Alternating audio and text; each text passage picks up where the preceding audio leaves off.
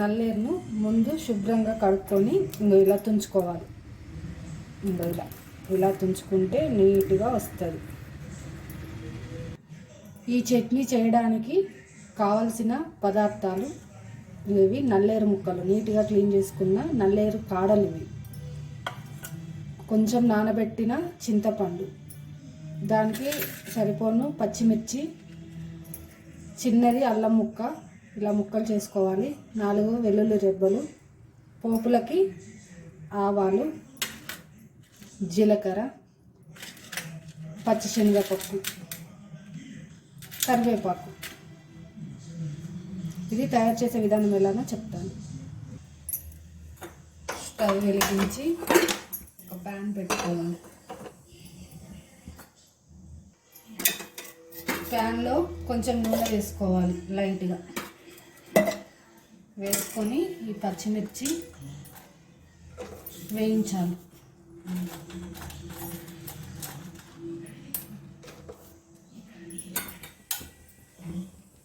పచ్చిమిర్చి మంచిగా వేయించుకోవాలి. పచ్చిమిర్చి ఇలా వేసుకోవాలి. ఇవి వేగిపోయాయి. తీసా వేగిన పచ్చిమిర్చిని మిక్సీ జార్లో వేసుకుందాం. ఇదే ప్యాన్లో ఇంకాస్త నూనె పోసి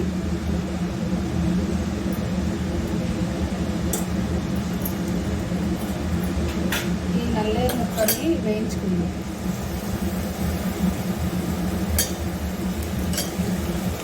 మంచిగా ఫ్రై చేసుకోవాలి. పచ్చి వాసన పోయేలాగా చాలా బాగా వేయించుకోవాలి. ఇంకా ఇలా మగ్గనిచ్చుకోవాలి. ఇలా నీట్గా సిమ్లో పెట్టి మగ్గించుకోవాలి. మగ్గించుకున్న దాన్ని కాస్త పక్కన పెట్టాలి, చల్లారుతుంది. స్టవ్ మీద వేరొక ప్యాన్ పెట్టుకొని కాస్త నూనె పోసుకోవాలి. ఇది పోపు, చట్నీకి పోపు కోసం. నూనె వేడి కానివ్వాలి. నూనె వేడైపోయిందండి.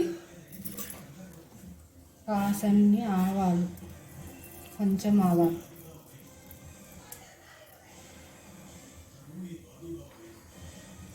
కొంచెం జీలకర్ర,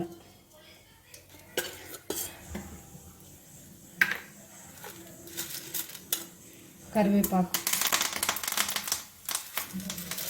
పచ్చిశనగపప్పు. పచ్చిశనగపప్పు గోలితే టేస్టీగా ఉంటుందండి.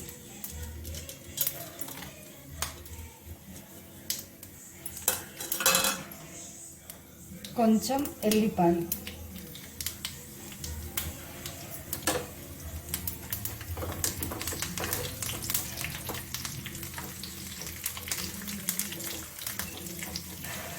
చట్నీ చాలా సింపుల్గా చేసుకోవచ్చండి. పెద్ద ప్రాసెస్ ఏమి ఉండదు. ఇలా వేగనివ్వాలి. ఇలా మంచిగా మాడకుండా గోల్డెన్ రంగు కలర్లో వేయించుకోవాలి. ఇలా గోలిన పోపు తీసి పక్కన పెట్టుకోవాలి. వేయించుకున్న చల్లారిపోయాయి. ఇవి మిక్సీ జార్లో వేసుకోవాలి.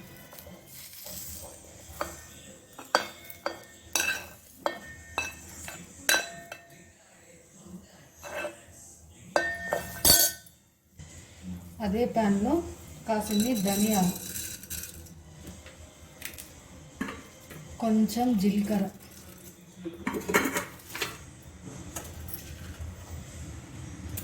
కొన్ని మెంతులు వేసుకొని మంచిగా ఫ్రై చేయాలి. ఇలా లైట్గా వేయించుకోవాలి.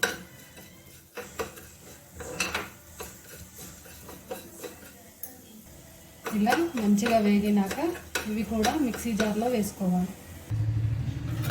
దీనిలో కాస్తన్ని అల్లం ముక్కలు, వెల్లుల్లి వేసుకోవాలి.